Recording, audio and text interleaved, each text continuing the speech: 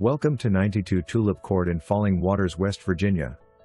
This lovely Cape Cod is situated on a large, 2.78-acre cul-de-sac lot, with mountains views and the surrounding countryside. The backyard feels completely private and backs to trees and a stream located at the base of the hill. Walking into the front door, you'll notice the newly installed luxury vinyl plank flooring throughout the main level, except the primary bedroom, which is carpeted for comfort. The large living room is to your right with a passage into the dining area and then into the kitchen. All new stainless steel appliances in the kitchen include a cooktop and double ovens. The washer and dryer also convey. The kitchen has an outside entrance from the driveway for added convenience. The main level also includes a half bath and the owner's suite with a full bath. The upper level has two large bedrooms, a full bath, and lots of additional storage.